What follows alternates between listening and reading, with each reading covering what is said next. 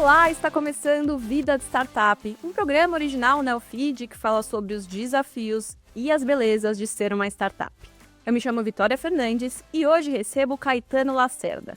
Ele é CEO e cofundador da Bart, uma fintech de pagamentos para médias e grandes empresas que já captou mais de 100 milhões de reais em menos de 3 anos. Seja muito bem-vindo, Caetano.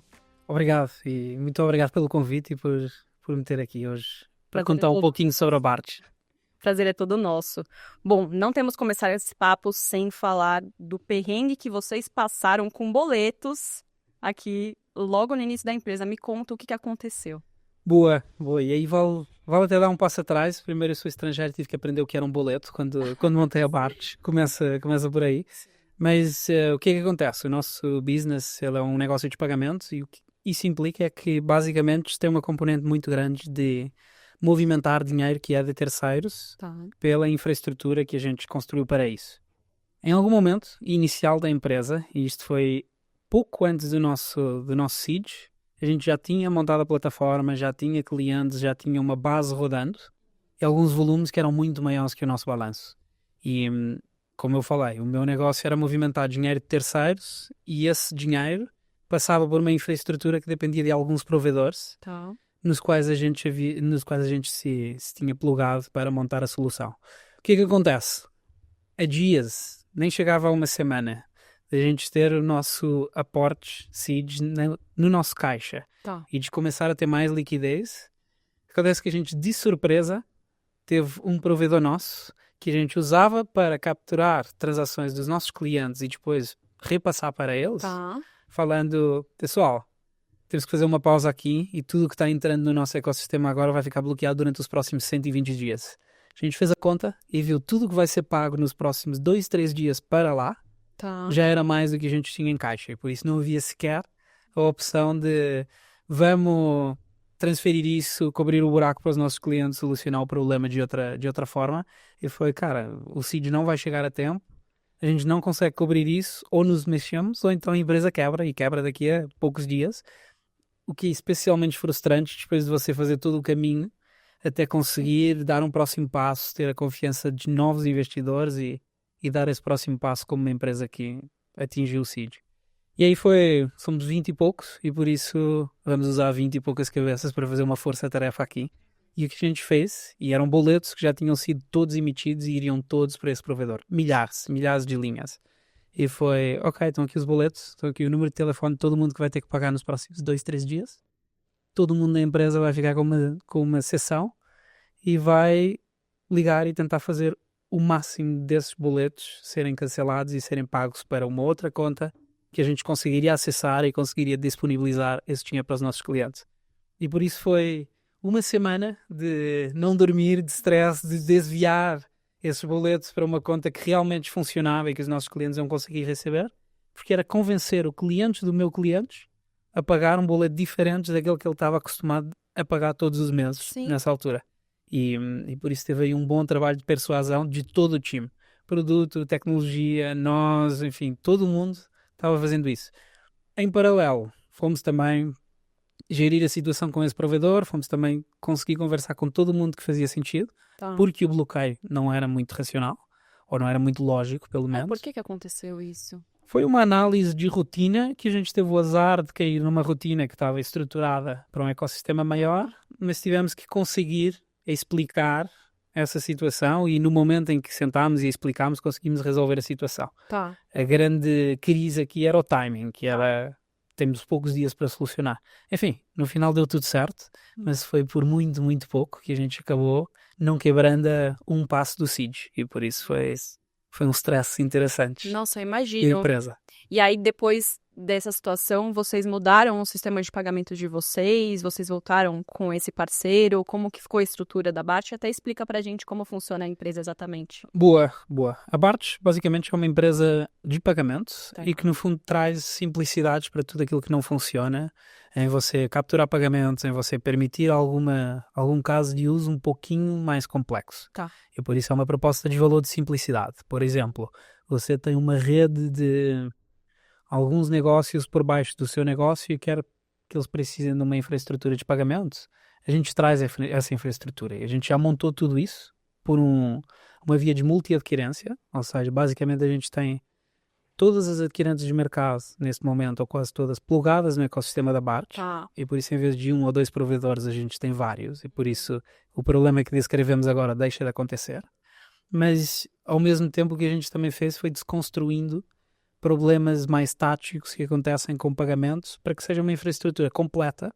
Se você tem um business de software, por exemplo, e quer plugar uma oferta de pagamentos dentro disso, em vez de você ter que construir toda uma vertical de pagamentos, que não é o seu negócio, dentro da sua estrutura, você pode simplesmente plugar na Bartz e a gente resolve tudo do nosso lado. E por isso mudamos em termos de maturidade. Criamos muito mais redundâncias e criamos muito mais redundância de provedores em tudo o que a gente faz. Acho que foi uma boa lição esse perrengue.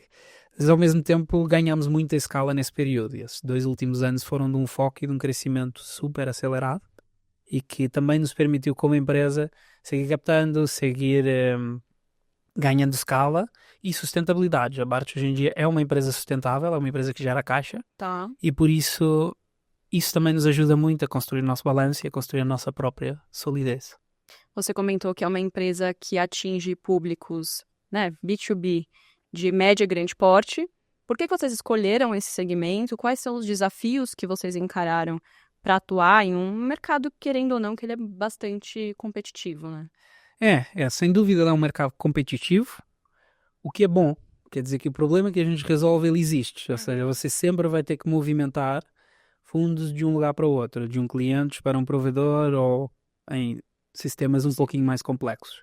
O que a gente entendeu? A gente, quando começou a empresa, pensou, há mais problemas ainda em pequenas e médias empresas, e começámos a construir para esse perfil de clientes.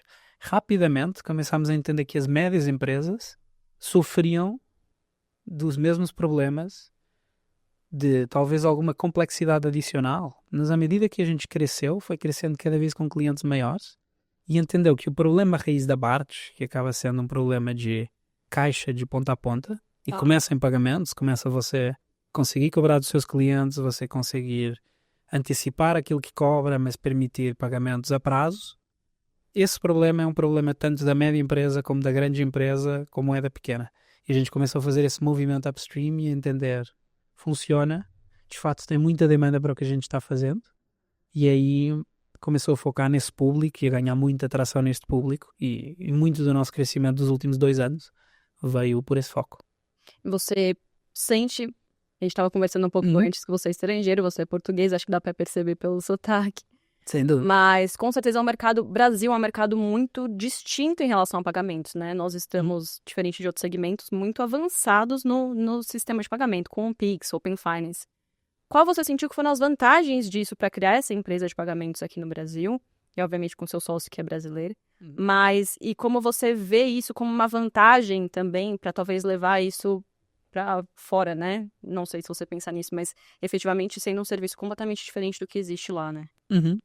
Sim, sem dúvida. O fato do Brasil ser um mercado muito digital ajuda muito, porque o core da Bartz são pagamentos online. Sim. Apesar da gente hoje ser completamente multicanal, se você cobra os seus clientes, seja por link, seja por alguma forma mais integrada online, seja em transações físicas, a gente consegue cobrir tudo isso. Mas foi desenvolvendo isso à medida que crescia a complexidade do que fazia. Agora, o facto do mercado brasileiro ser já muito digital, ter uma cabeça e uma cultura muito favorável, e um regulador, neste caso o Banco Central, também muito favorável à inovação, seja em pagamento, seja em qualquer outra vertical de serviços financeiros, Sim. Isso ajuda muito na hora de montar a empresa. E talvez na expansão internacional que você falou, a gente tem um mercado enorme, não está com muita pressa, mas sem dúvida o que a gente resolve aqui é um problema global. É um problema que, na altura em que eu comecei a olhar para a ideia da Bartz, entendi que tem uma profundidade maior aqui.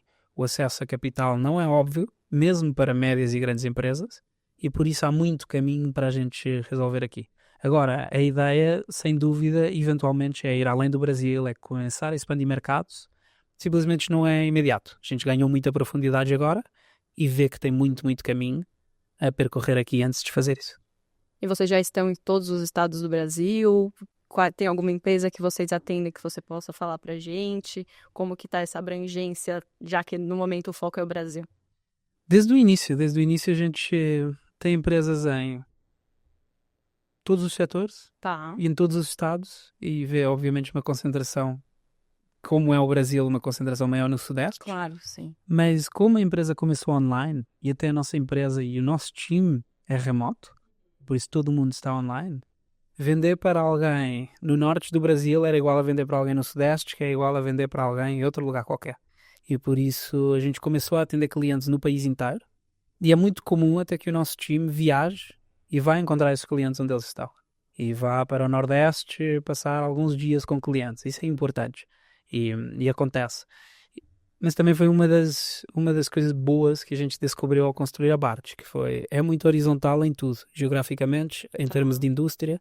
Enfim, você falou de alguns clientes que a gente possa mencionar, a gente tem alguns nomes de clientes que já são mais reconhecidos. A gente trabalha, por exemplo, com a MetaLife, que produz equipamentos de pilates para o país inteiro. Perfeito. Trabalha, por exemplo, com a Housey e trabalha também com a maior clínica de implantes capilares da América Latina, que é a Stanley's Hair. Isto são só exemplos de 3 indústrias diferentes, Sim, 3 completamente clientes diferentes, diferentes, completamente horizontais, e que todos trabalham com a Bart e tinham dores até diferentes. Alguns mais dores relacionadas à aprovação, outros à complexidade do caso de uso, outros precisavam de uma integração um pouquinho mais leve, e a gente conseguiu resolver todos esses problemas. Com 3 anos de empresa, hoje vocês veem que os desafios dessas companhias que vocês atendem são os mesmos, eles evoluíram ao longo do tempo. A gente falou um pouco do boleto, né? Mas hoje o boleto já não é tão usado como antigamente. Como você vê que essas empresas avançaram em pagamentos ao longo do tempo com a ajuda da Bart?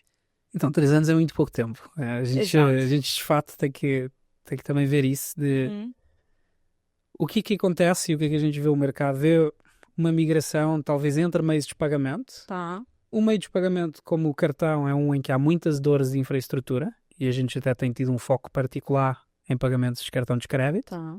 E no perfil dos nossos clientes, o que temos visto é muito mais uma evolução de...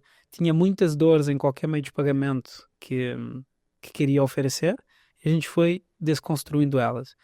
O mix de meio de pagamento, ele flutua um pouquinho e muda um pouquinho, mas como a Bart também oferece todos, aí não tem um problema de atender e se tem essa diferença de flutuação, não é um tema para nós. Agora, em termos de variação de todo mundo deixou boletos e começou no Pix, acho que a gente ainda está descobrindo o mercado e talvez começou com verticais que já não os usavam tanto no primeiro momento. Pensando em todas essas mudanças que vocês tiveram em tão pouco tempo, qual você acredita que foi a decisão mais acertada da Bart até o momento? Vocês falaram, não, isso aqui fez toda a diferença. Boa. Tem 2.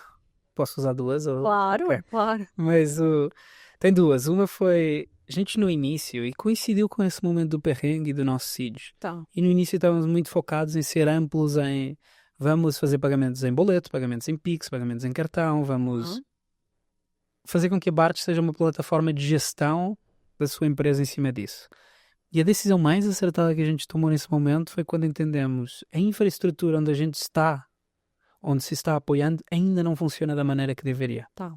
Exemplo, o nosso caso aí em que claramente tivemos um problema de regras que foram definidas e que, no caso, nem eram aplicáveis.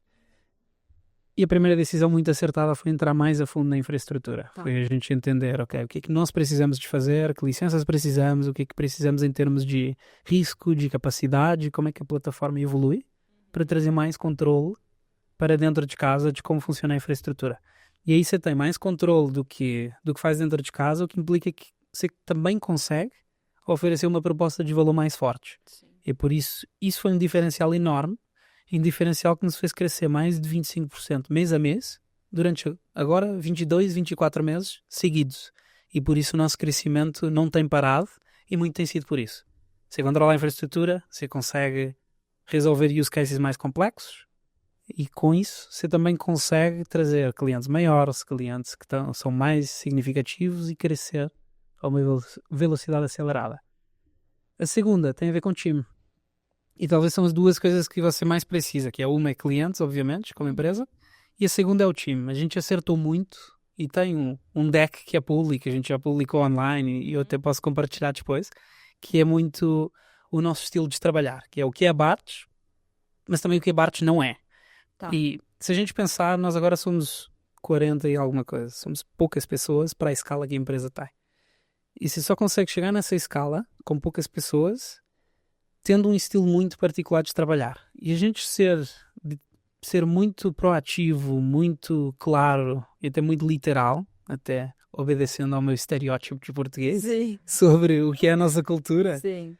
acaba dando muito certo. Porque aí o que acontece é todo mundo está muito alinhado com o que implica trabalhar numa empresa como a Bartz e o que isso tem de benefício, mas também o que implica, ok, talvez não é a empresa mais estável do mundo em termos de plano de carreira, porque a empresa está crescendo tanto que a sua carreira se vai desenrolar na sua frente. Mas essa falta de estabilidade é super legítimo você falar, Sim. cara, não é bem isso que eu quero. Beleza? Mas aí a Bartz provavelmente não é o melhor lugar para você. E esse acerto cultural fez com que o nosso time fosse muito, muito forte, muito, muito alinhado Tá. e crescesse muito rápido. E por isso esse é o segundo acerto, porque claramente você faz isso com um time inteiro. Não faz isso, não sou eu, não é o Rafa, é todo mundo que trabalha na Bartz. Quando a gente fala de crescimento acelerado, também envolve um pouco das captações que vocês fizeram ao longo desses últimos anos, né? Me conta, qual que foi a dificuldade tendo esse... A gente falou de competição, de mercado. Qual foi a dificuldade de captar esse dinheiro? E como que vocês veem o momento? Vocês pensam em novas rodadas? Boa, boa. Então, a última rodada foi há uns 2 meses atrás. Aham. E a gente já quase dobrou desde aí de tamanho e por isso o que fez com que a empresa gerasse lucro suficiente ainda não tenha usado a captação. Mas é muito provável que sim, que a gente continue nesse caminho Tá. por uma questão de aceleração. Ou seja, e as rodadas que a gente acabou captando um pré-seed, um seed e um série A Uhum. em mercados muito diferentes. O pré-seed foi no início da minha vinda para o Brasil e foi essencial para a gente ter a oportunidade de começar a empresa. E aí foi no PowerPoint, foi online, foi virtual. Eu estava morando na Europa, o Rafa estava no Brasil, e a gente fez tudo virtualmente. Tá. E aí elas encaixam em categorias. A primeira é, ok, uma rodada para a gente conseguir montar o produto, Tá. conseguir ter um primeiro time e entender como isso funciona. A segunda, o seed, já foi, temos tração inicial, vamos continuar a apostar por isso e ver para onde o produto tem que continuar indo e o que é um ganho de escala grande e relevante e como é que a gente deixa de ser uma pequena startup para já uma empresa com escala. E o nosso Série A, a gente já levantou com uma maturidade já além de uma empresa de Série A. Ou seja, já estava escalando muito rápido, já era muito claro que o nosso produto precisava de aceleração. E foi essa a ideia de captar o Série A, faz todo sentido o que a gente está fazendo, não vamos criar uma restrição de capital aqui, antes pelo contrário. A gente tem os números, tem a solidez, tem as provas todas dadas como empresa e por isso faz todo sentido acelerar. E isto é chave, porque falando das dificuldades de captar, Sim. a gente captou uma rodada em 2024 que não foi um ano particularmente Não. favorável para Venture Capital. E foi muito nisso, foi continuamente mostrar progresso. E foi continuar excedendo os planos, excedendo as expectativas e mostrar, tem aqui um negócio e um negócio que está crescendo rápido. E por isso aí você gera no investidor uma vontade de participar dessa jornada. E por isso a captação acabou acontecendo esse ano. Vocês já transacionam bilhões por ano, né? Como a gente tinha conversado. Quais são as próximas metas a atingir em 2025? Então, a gente tem que multiplicar esses bilhões, acho que começa por aí, tem um ponto de captação, que uma captação você capta recursos, mas faz muitas promessas do lado dessa captação e temos que cumprir essas promessas. Sim. E é o que vamos fazer, e por isso a ideia é continuar multiplicando, continuar crescendo. Essa vertical de multi-adquirência que a gente já falou e de trazer simplicidades, ela tem muito caminho para percorrer. Tá. E por isso ganhar muita escala aqui faz todo sentido. E por isso que esses bilhões sejam dezenas, sejam centenas de bilhões daqui a muito pouco tempo, é um milestone importante para nós. Ao mesmo tempo, o nosso problema base é um problema de caixa. E eu falei de pagamentos, falei de antecipar esses pagamentos, de várias coisas que a gente faz. Mas, em paralelo com isso, a gente também quer começar a entender o que vai fazer na sequência. Qual é o próximo produto, qual é a próxima vertical, como é que a Bartz vira uma plataforma em que todo o seu caixa é gerido. O caixa que entra, o caixa que sai, o caixa que complementa qualquer gap que exista no meio do caminho. E por isso tem esses dois objetivos, que é um de escalar, e escalar rápido, E o segundo é onde entender qual é o próximo ato da BART, chamemos-lhe assim. Perfeito, Caetano. A gente falou de várias coisas interessantes aqui. Um pouco sobre dificuldade de captação, dificuldade de meio de pagamentos, desenvolvimento da empresa, escalabilidade. Eu acho que o último ponto que a gente precisa tocar é uma pergunta que eu sempre faço. Que dica você daria para você mesmo quando começou a empreender, com tudo que você já sabe hoje? Dica, quando eu comecei a empreender, acho que tem um negócio interessante de quando você começa, e no meu caso, eu estava morando em Londres e vindo para o Brasil sem visto, e por isso várias vozes me falaram, cara, não faz sentido, não, isso não, você tem certeza que vai fazer, é mesmo isso? E eu consegui ignorar, não sei, ignorar as vozes e seguir e fazer isso. Mas o ignorar não veio de uma decisão louca de, não, eu vou fazer e por isso agora está decidido. Foi muito mais colocando todos os argumentos na mesa, todas as hipóteses que eu tenho de que isso pode dar certo ou se não der certo também, qual é o downside e o que é que não funciona. Essa foi a melhor maneira de chegar na decisão. E isso foi uma coisa que a gente tem feito e aprimorado. E até no acerto de cultura que eu falei do nosso deck e estilo de trabalhar, foi um verbalizar desse senso crítico. E por isso, se eu fosse dar uma dica, era muito mais continua focando em hipóteses, o que é que você controla, o que é que você não controla, toma decisões baseadas nisso, porque isso invariavelmente é o que tem dado certo até agora e é o que tem dado certo no time. A gente vê que todo o mundo que dá certo na Bartz tem uma enorme dose de senso crítico e senso de urgência também. Mas este primeiro é, sem dúvida, a característica mais chave que você pode ter em empreendedores ou em startups. Essa dica com certeza vai ser útil para muitos dos nossos ouvintes. Te agradeço demais pela presença, nosso papo chegou ao fim, mas espero que você continue contando com a gente para novidades da Bart. Eu que agradeço e enfim, vamos falando e nas próximas novidades aqui estaremos. Muito obrigada. O Vida de Startup de hoje chegou ao fim, mas para ficar de olho nos outros programas do Neofeed, basta acessar o nosso site ou as nossas redes sociais. Te vejo em breve.